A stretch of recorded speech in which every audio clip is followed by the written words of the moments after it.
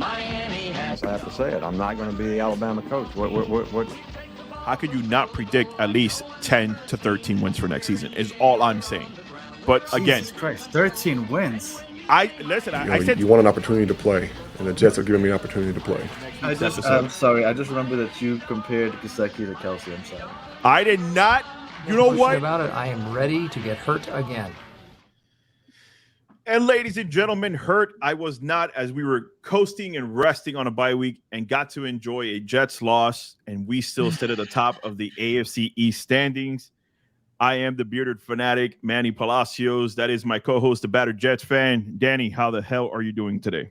I could be doing better. It wasn't the best of weekends, but, we move on. Thanksgiving's tomorrow. I'm trying to keep in good spirits for the holidays. Right. You got to be thankful. Like, if my team's doing really well, some people kind of expected it, but for people who didn't expect the Jets to do a whole lot this year, they're doing a whole lot. So that's as much as we're going to give the Jets talk.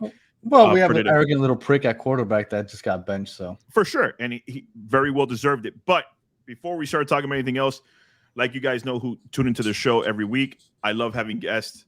And when you talk about a staple in the Miami area, as far as watching sports and reporting on sports, I grew up with two guys, Jim Barry and our guest today, Mr. Will Manso. Mr. Will Manso, thank you so much for joining us on the Battered Fins Fan Podcast. Well, first of all, it's great to be on. Second of all, you made me feel old now. JB's older than me, man. I can still take that on him. Now that Shapiro's gone, now that Shapiro retired, that's right. JB's the old man on the block. He is the old man on the block. And that's kind of – I started watching really hardcore around 91, 92. You came into the staple, I believe, when you started working for Channel 10, was in 1999, if I'm not mistaken. Dan Marino's last year. Yeah, correct. Dan Marino's last year was my first. And I have this argument with people, just touch on that, and maybe you remember this or not. I remember when Dave Wanstead came in and we signed Jay Fiedler, and he specifically said, before Dan Marino even said he was retiring, Jay Fiedler was my quarterback. Like, before training camp and all that, and that kind of rubbed me the wrong way right off the back. But I'm curious, were you there around that time? Like, were you already involved in it?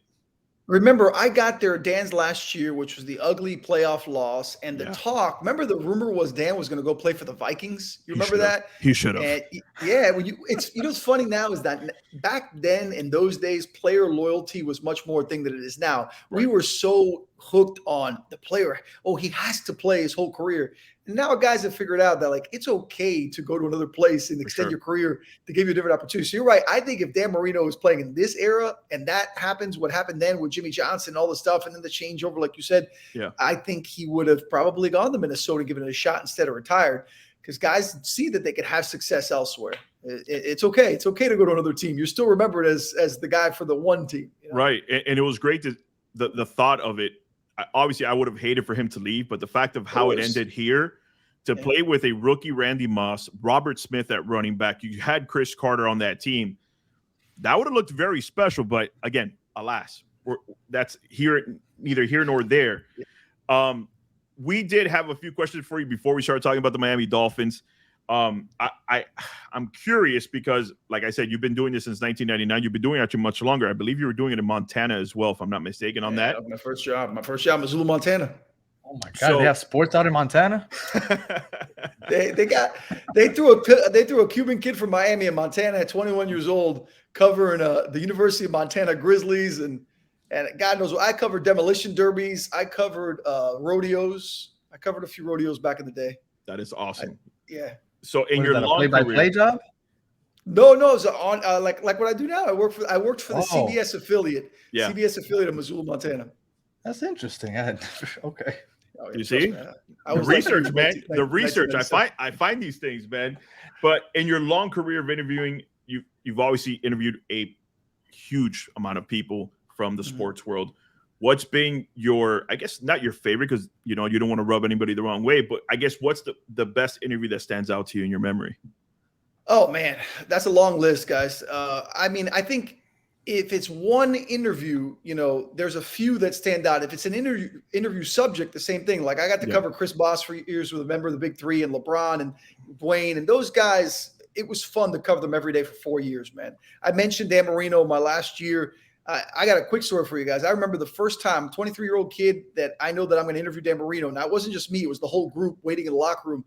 and out, opens the door, and there comes Dan Marino, and I'm picturing royalty, right? Like a guy with like, woo, like, the sea opens up, and the sun, and the everything. Spotlight is on him. Yeah, and here comes Dan Marino, man, with a towel on, ice packs all over his arms and knees and elbows and everywhere, and he just looks like a broken man, And I'm thinking, that's Dan Marino, and it hit me it was the first lesson at how brutal football is and the hits these guys take, especially when you play 20 years. But I tell you, my favorite interview that I mentioned to people that came out of nowhere was I interviewed Ted Williams before he passed. Really? And Ted Williams, I was a diehard baseball fan growing up, and I still love baseball, but especially as a kid. And I got the chance. He got inducted into the fishing Hall of Fame. The Fishing Hall of Fame, which is right there in Dania Beach. It's still there. What's that outdoor store that there is there off Dania Beach, right off 95? For those that are in South Florida, there's like an outdoor world, like one of those outdoor world places. Yeah, that place. Bass Pro Shops, I believe it. That's what it is. Thank you.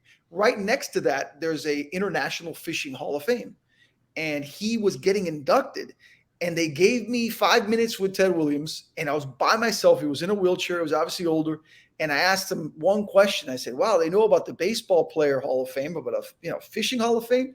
And he gives me a 20-minute answer where he's just telling me stories of fishing. And it was the coolest 20 minutes of my life to listen to Ted Williams tell stories. So that one kind of always stands out to me too. That's awesome. That is awesome. Wow, that's amazing that you got to interview Ted Williams, especially. Wow, that's awesome. Trust me, sometimes I pinch myself thinking like and back then I took it for granted, I think, because I was 23, 24 at the time, whatever it was. Right. And now I think 47, man. I wish I could get 20 minutes with Ted Williams and sit there and just pick his brain and talk to him. Well, because the dynamic of the timeline, right? Because Ted Williams, you picture for somebody in the 40s, and you got to interview Ted Williams, and you've gotten to talk to Dan Marino, and it's like two extremes as far as the time goes. That's amazing. Oh, that's some awesome. Really cool people along the way, man. I've been lucky. So to answer your question, just a lot of cool interviews over the years, a lot of really, really good people and interesting stories. No, that was a great story, and I appreciate you telling me that, because I would have figured it would have been like a basketball one. It would have been, but I appreciate the Ted Williams story. That's a fun story. Let me ask you something about the Dolphins, because it's something that my co-host and I go back and forth on, and we both have different answers, but we prefer to get your answer before we touch on it. At this point in the season, Will, man, so if you had to pick an MVP or who you think would be the NFL MVP, would you go Tua or would you go Tyreek Hill? I've been on the Tua train all year, guys. And it's funny because Clay Ferrero, who I work with over at Channel 10, he and I have a similar podcast like this, and then we do our Sunday night sports show, and we debate a lot. And Clay and I agree on a lot, but we really disagreed a month ago. He feels it's Tyreek because Tyreek has changed the dynamic of what Tua can do and the weapons. And I agree 100% that Tyreek has changed the dynamic. He's allowed Tua to be Tua, you know what I mean? Because when he has that confidence in a guy that he can get him the ball in space and throw, and the connection that they've formed really has helped Tua's game evolve. But when I look at just the bottom line, it's not just Tyreek that Tua's throwing to, number one. And number two is, it's as simple as this. When Tua plays and is healthy, the Dolphins win. When Tua doesn't play or is not healthy, the Dolphins lose. And if I'm going to go on a guy who's an MVP, I got to go with a guy that helps you win. And Tua does that better than anybody right now in the league. And that's kind of my answer to Danny. And Danny, I'll let you jump in here. I've told you for now, like, yes, Tyreek Hill was balling even when it was Teddy Bridgewater. He was still balling when it was Skylar Thompson. I get all that. Yeah. But when you talk about winning games, when Tua plays, he's winning. And that's why he's my MVP for this season. Yeah. But what do you think it's Tyreek? You think it's Tyreek? Yeah, I think it's Tyreek. Yeah. I think it's Tyreek. He's not a bad pick. It's not like he's right. A bad year. Look, for the obvious reason, I feel like he has changed this offense completely. Yeah. Right. Absolutely. Once he got there, the amount of attention that people pay to him on the defensive side of the ball, it's incredible. And they don't count it as a stat, but the amount of yards that he builds up with pass interference calls, like, it should become a stat because of Tyreek Hill, because he constantly helps the Dolphins get down the field just based off of pass interference calls. Now, I wouldn't say all that, but yeah, well, just attention. Look, the attention he gets alone is it helps everybody. Jalen Waddle, Mike Gesicki, whoever's coming out of the backfield. Sherfield, right? We see Sherfield's made some nice plays. Absolutely. I mean, there's no doubt about that. But I think what everybody goes back to is, but Tua is undefeated, and I get that. That's a cute statistic. It's a cute statistic, but he was losing against the Bengals before he went out. What'd you say about Chase Edmonds dropping that I touchdown? know Chase Edmonds dropped the ball. He should have. It was also close. To be fair, it was a close game. Road, short week. There was a lot going on that week that they were probably still going to be in it, though. For sure. I do think they would have been in it, and I chose the Bengals to win that game because I thought because it was a short week, it was in Cincinnati, and the Bengals were due because they had a really rough start to the season. They were playing their ass off because they needed to start stacking wins. Yeah. Then they played against the Jets. I understand Zach Wilson sucks ass. I get that, but their defense is legit. So no guarantee that they win that game. And then the Vikings, up until last week against the Cowboys, they looked like one of the most dominant teams in the NFL by far. So no guarantee that the Dolphins would have won that game. And then Tua comes back, and no fault of his, the schedule gets a little softer again.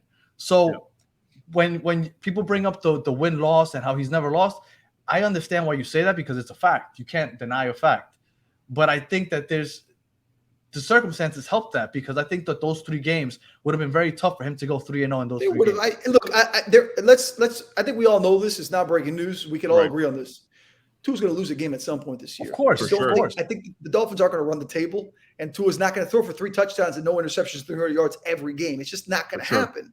So when it happens, you're going to have a lot of people that come out and say, "Oh, look, Tua. See, this is where it gets tough on him. He lost the game. This is where it gets tough on him." Now, you mentioned stacking wins. Now, you stack L's, and all of a sudden he has 2 or 3 of those. Then all of a sudden people are going to jump off that bandwagon, and they're going to say, "Oh, well, against better teams."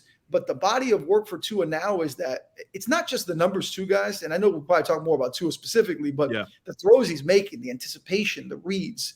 I mean, he's dropping dimes, Will. He's total dropping control dimes. of this offense. Total control of this offense, more so than maybe outside of Patrick Mahomes, and even more so because to me, Mahomes never looks like he's in control of anything. He's just playing like a crazy person, throwing the ball everywhere because he's so amazing. I know. It's so fun to watch Mahomes play. He can do whatever he wants. Tua, in a more structured way, in the flow of an offense, looks more comfortable than any quarterback in the NFL right now. I agree. I agree, and I think that but the reason I think Tyreek Hill is that guy, again, because of the attention, because of the way that offense has opened up, and look, I know that Sherfield has played well, but I think that a lot of that's due to Tyreek Hill. The attention that Tyreek Hill gets, this guy's open in the middle of the field all the time. It's I think if you asked him, he'd tell you the same thing, man. I want a guy like that over there getting attention. For sure. More room for me. So I understand why people say Tua, and I think Tua has shut up a lot of people. I don't hear anybody talking about his arm strength anymore or about can he do it consistently. Like all that he's put to bed. Yeah. So I don't think that's an issue anymore. But I do think that Tyreek Hill has the offense for the Dolphins playing the way they have. And I will also say that if it wasn't for this offense, the Dolphins would not have the record they have right now because the defense has been up and down all year. On the road, and I'm sure that's what you're touching on right now. They are atrocious on the road. At home, for some reason, it's a completely different story. But on the road, they do a horrible job keeping the other team outside the end zone. I don't understand why. It's because usually teams play better at home. But for it to be such a large disparity, it makes no sense to me. And I was kind of curious, why do you think it is that there's such a large – because it's not just subtle. Like, it's not a difference of, like, a touchdown. Like, it's a big difference. Look, the home road splits are hard to explain because, like you said, it shouldn't be that big of a deal. But there's always going to be a little better play at home. But I think the bigger issue for the Dolphins defensively is, number one, is they got hit with a bunch of injuries. And every team has. That's not an excuse. Every team has injuries. Correct. Some much more so than the Dolphins, by the way. So it's not like the Dolphins have the worst of it. Right. But I think not having Byron Jones from day one, X got hurt earlier in the season, and I thought was hobbled pretty much the first 5-6 weeks, and he was getting exposed at times. I think part of it had to do with that injury. I think part of it had to do with trying to make up for the loss of Byron Jones and trying to do so much else. So I think that combination, interior play has been fine, but for a while they were having trouble getting to the quarterback. Jalen's been amazing. I mean, Jalen Phillips has been amazing pressuring the quarterback. The sack numbers aren't there yet, but he's getting there. He's getting there. Close. Yeah. He's disruptive. Bringing Bradley Chubb in should help. But I think the in and out of the secondary, this is a passing league where teams are aggressive and know they see a weakness in the secondary and they attack it. I think teams have done a good job. The Lions did. Fortunately, the Lions don't have a defense, so the Dolphins were able to win. But, I mean, those are things that, as the year goes on, are concerning when you think of how far Miami can go is, okay, in a big game against a Mahomes, against a Lamar Jackson in the playoffs, whoever it may be, will that secondary, will that defense hold up? I think it's a fair question. I'm glad you said that, because that was going to be the follow-up question that I was going to give you. I think that the Dolphins have obviously, and I don't think anybody can argue this, a Super Bowl caliber offense. But because of their defense, do they need home field advantage in the playoffs, do you think, to reach the Super Bowl? Because if they don't get home field throughout the playoffs, me personally, I think that's going to be a big issue because of their defense. So yesterday was at Dolphins Thanksgiving event that they do every year. They do a great event. A bunch of guys were there, and I was talking to some of the other, people from behind the scenes as well about the playoff race and about getting home field. And a couple of people within the organization were like, "Look, this team can win anywhere. We're confident in that, but let's not kid ourselves. Having home field, having home playoff games makes a world of difference. And every year you see it in the playoffs. And that doesn't mean that every team with the number one seed doesn't always make it. We know that. There are always teams that find a way to win on the road to get the path to the Super Bowl. But I think with this team in particular, knowing what's out there, like, we know the names, right? We know Kansas City, barring injuries. We know it's Kansas City. We know it's Buffalo. We know it's likely Baltimore and Tennessee. Like, you see, everything's aligning itself to kind of what you expected, right? You talked about Cincinnati, teams that maybe make a push, but the chances of them getting home field are unlikely. So the places you may have to go at some point in the playoffs. They're tough, cold, good teams. So, yeah, defense is going to be a big part of that, and you ideally would want to be at home. But I will say this, guys, to the question of, is the Dolphins defense good enough to go to a Super Bowl? My answer is absolutely yes, because when you're not going to have a perfect team. Ideally, yeah, you have a great offense and a great defense, but more often than not, one unit's carrying the other to the Super Bowl. For sure. And I think we can see where this is going with the Dolphins. The unit that's going to carry them anywhere is the offense. But I think the defense has enough pieces to just be good enough, right? Bend, don't break, get a big turnover now and then, hold a team late and make a stand. I think they're good enough because the offense is so good that they can still, with this defense, find a way to the Super Bowl. Being at home would obviously be much better than having to do it to the road. I could agree with the majority of what you said. The only thing is that when I've seen teams that are really good offensively but lack of defense, usually they have home field throughout most of the playoffs. Yeah. I think winning on the road with a bad defense really hinders your chances of winning the games, because when you're going to go win on the road, people say a good defense travels, a good special team travels, a good running game. And I don't know if your defense. This team's not built that way. This team's not. Right. This team. This team, guys. This team's not kidding itself. This team is built around its offense. That's why they hired Mike McDaniel. They had Brian Flores. They had a defensive-minded guy that couldn't get anything out of the offense, and they figured, you know what? The hell with it. We need offense, man. The only way we're going to get anywhere we want to go is scoring points. So we're going to ride a guy that can get us to score points, and that's how we're going to try to win. You're right, though. It doesn't always work. It's not the perfect formula historically in the NFL. But it's the formula that they believe that they can go far with this year. That's what you got. You got to work with what you got, for sure. Yeah.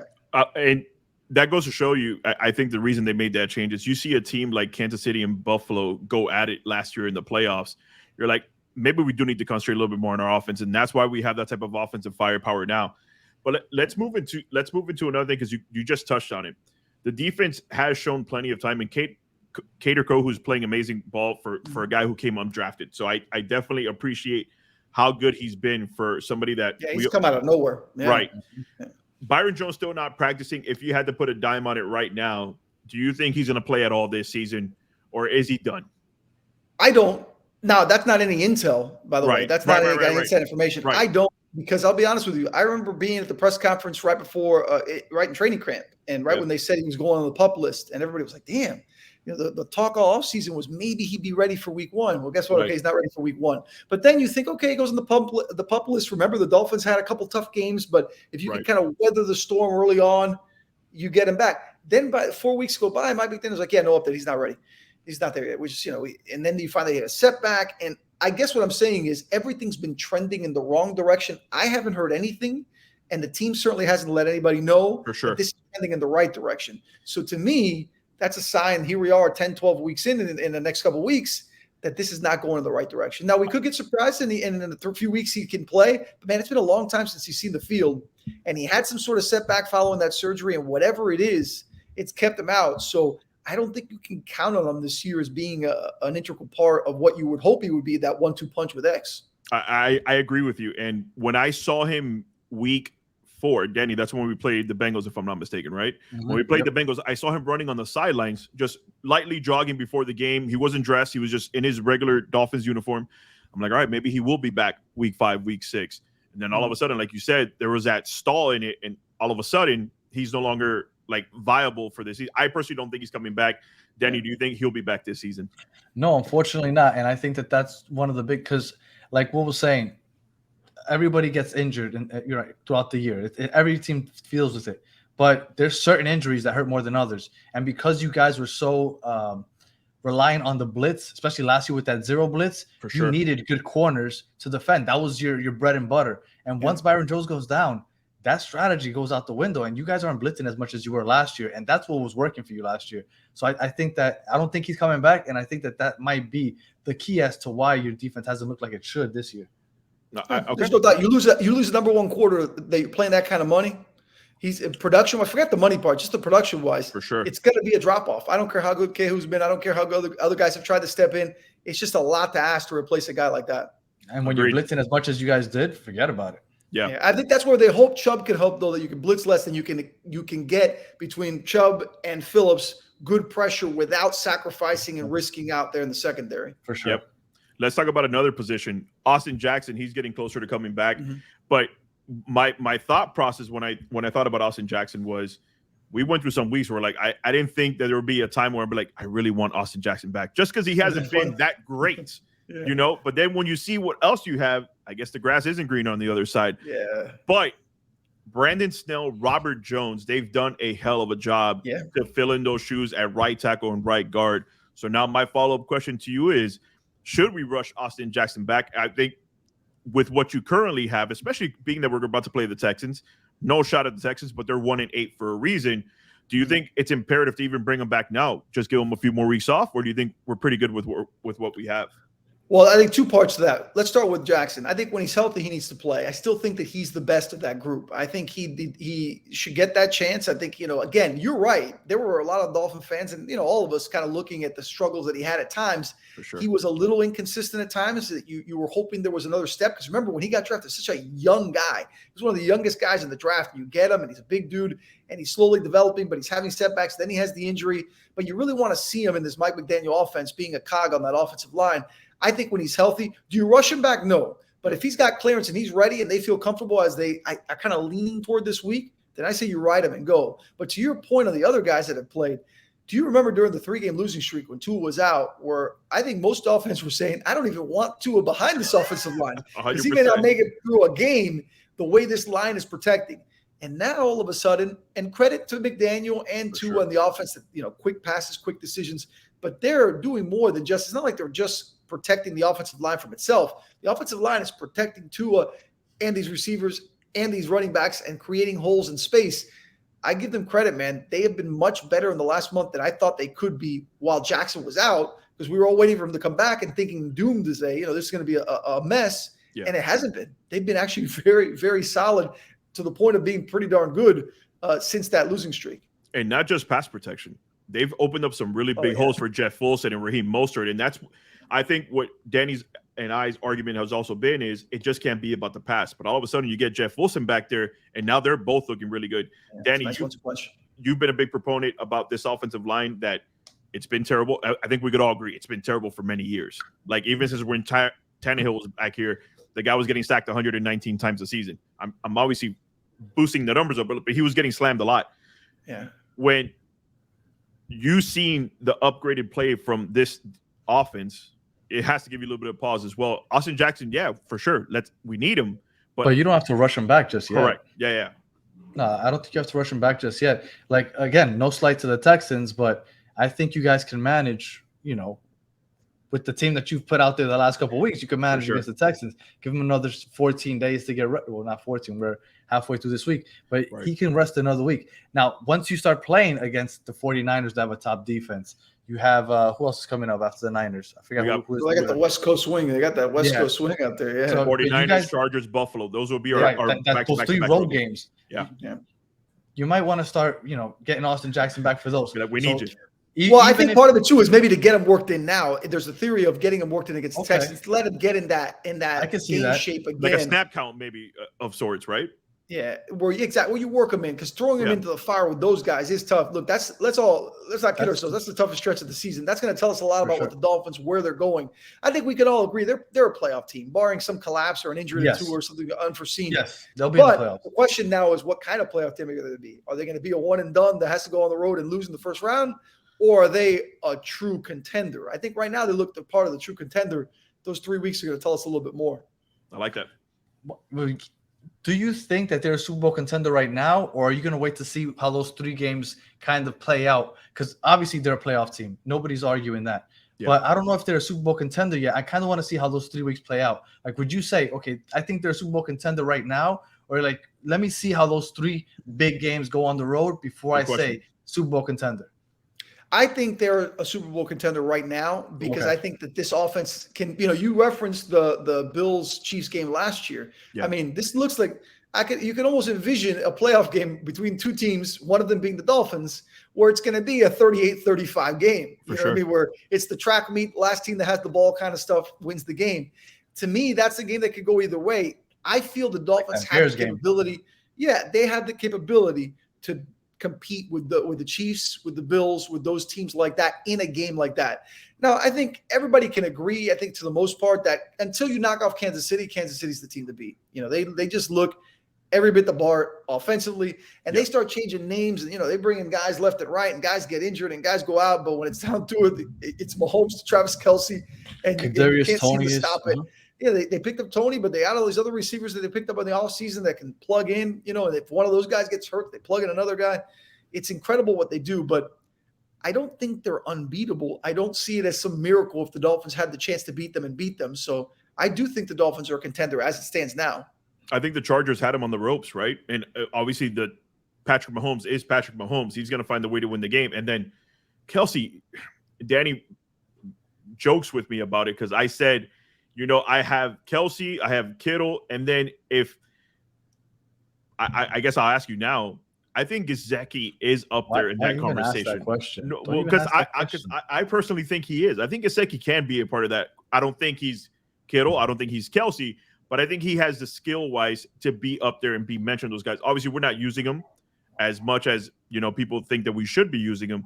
But I guess that will be a little bit off topic. Do you think Gesicki can be considered a top 5 tight end if we were be using him more?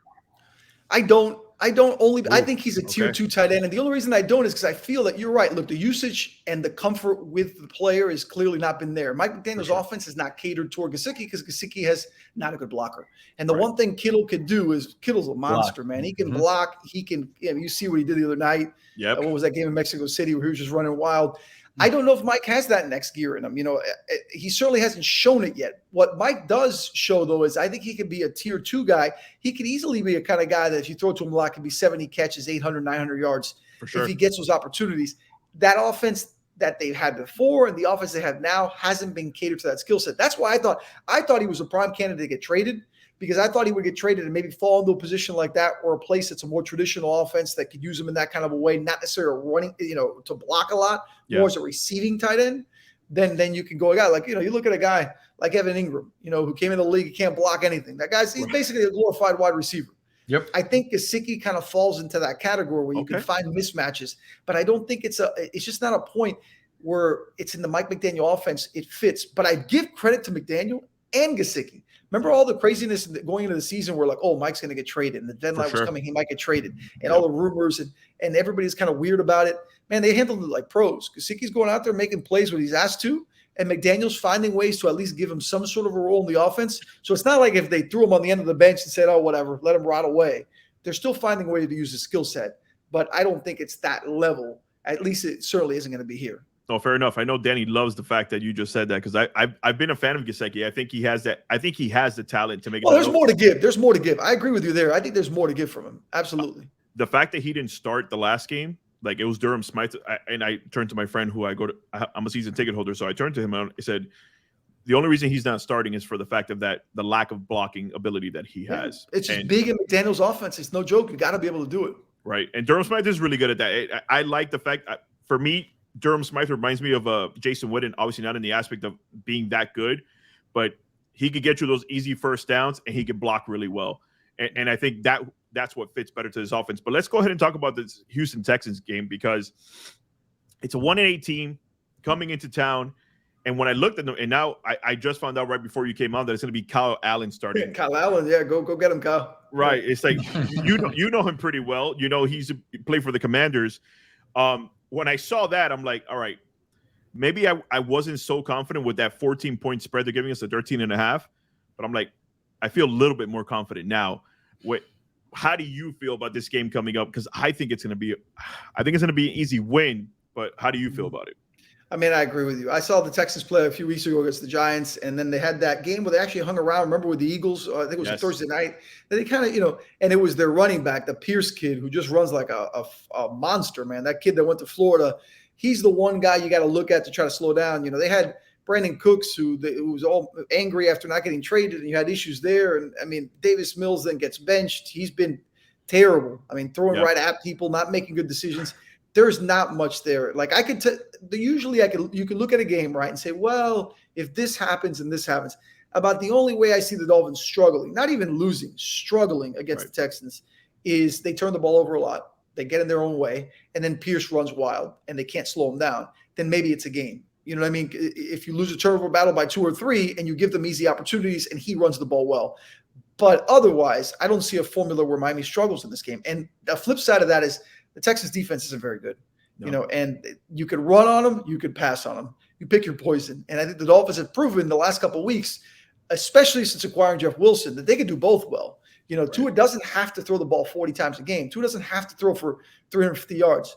He can keep a simple 22 of 27 for 230 yards and a couple touchdown kind of game when you can run the ball for 150 yards combined. So I think that's more the formula to go with. I'd be very surprised if this is a game in the second half. Hit me with it, Danny. What he said. No, I mean, we all saw the Texans on the schedule after the Lions and all these other. We knew that this was. Don't sugarcoat it, by the way. Don't sugarcoat it, by the way, because you've been hating on the fact that we play such soft teams lately. But it hasn't been hating.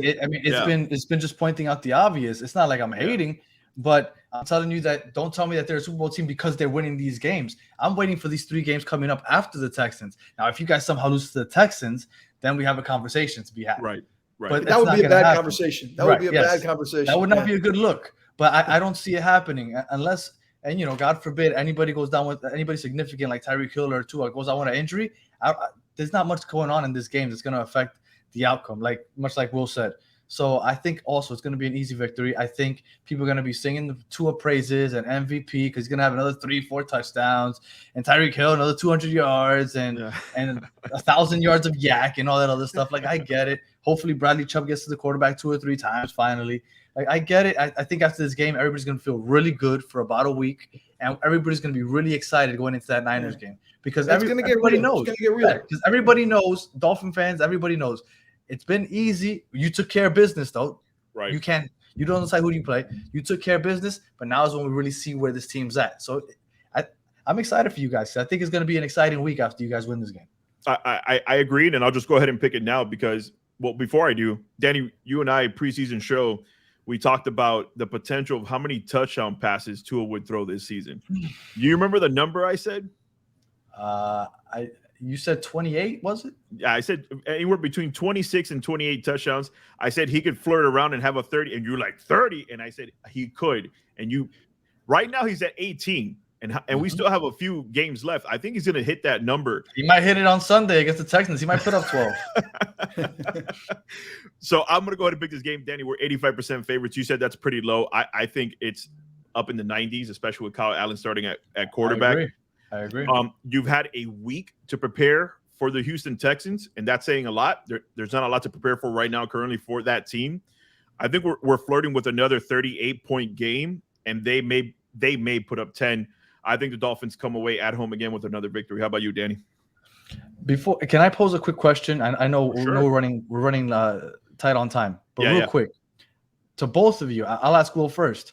Do you think this is the quintessential trap game? Because Mike McDaniel is looking ahead to playing against his former team against the Niners. Wow. And because he had 2 weeks to plan, maybe he's already kind of planning for the Niners a little bit because he's overlooking the Texans. Is there any chance of that? I don't think he is, but go ahead, Will. I mean, It's two-part question, right? Is it the quintessential trap game? Yes, because a trap game really is where you have a weaker opponent and you have a matchup that's not just a good matchup, but there's a storyline with the matchup, right? Exactly. The Daniel connection, the 49ers are getting better. They made all these moves. They're hot.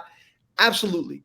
But very rarely is it when it's the worst team in the NFL. And right now, the Texans are the worst team in the – like, it's one thing if you're overlooking – you know what I mean? I don't know. Come up with a middle-of-the-pack team. You're overlooking – even the Lions. The Lions, at least you could say, but their offense is really because they have a good offense, right? And by the way, the Lions have won 3 in a row since they lost to the Dolphins. So now that Dolphins win, that was kind of a close where everybody was maybe questioning the Dolphins a bit. You're saying, hey, the Lions aren't that bad. I mean, they're not good, but they're not that bad. Right. The Texans are that bad. So that's why I don't think it was a reach. That. It was a reach. I'm just They're reaching. that bad. They're just really bad. You know what? How you answered before? What he said. Go ahead, man. Pick this game. I think the Texans get rocked. I say you guys put up. I think you guys take your foot off the pedal. Honestly, I think you guys take your foot off the pedal. I just to make sure that Tua doesn't get hurt. He might leave the game early. I'd say 38. You want to give him a touchdown? Let's give him 2 field goals. I gave him 10. I was being nice. 38-6. 38-6 is what I'm calling. All right, Will. What about you? 34-14. I like it. The Dolphins rolling. They may get a late touchdown or something, maybe sneak one in there along the way, but I don't think this is a game where in the second half we're going, oh my God, it's 20 to 14 and it's still a close game and they got to put them away. I think by halftime they've got this game in pretty good command. This is a red zone channel kind of game, where you get to flip around with the red zone. Well, ladies and gentlemen, real quick ticket giveaway. I posted it about on my Twitter. I will be on a cruise this Sunday during the Texans game. Follow me on YouTube. Follow me on Twitter. I am literally giving away my seats, section 130, row 1, seats 17 and 18 with a parking pass. Awesome. I figured there's somebody out there who A, can't afford to go to these games, Will, and B, probably has never been to a Dolphins game. Oh, that's pretty cool, man. If I could get a Dolphins fan in those seats, obviously, people are like, why didn't you sell them? They'll probably sell really well, especially right now. That's not what I'm about. I think right now, if I can help somebody to go to the game that they've probably never been, I want to do that.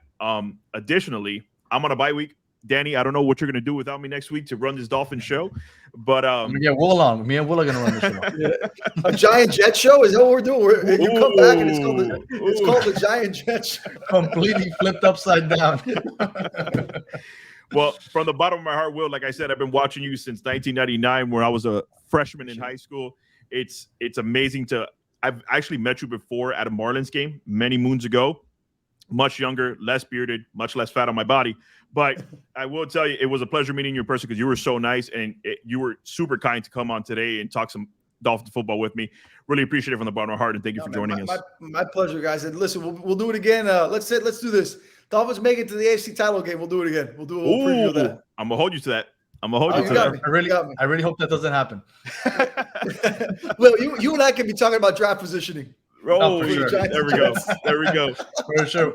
I'll tell you who we getting. CJ Stroud. That's what we're looking for. Dude, last night the Giants are 7-3, and this week I was looking through top 5 QBs in next year's draft already. Because Daniel Jones, he's been playing decent, but I agree.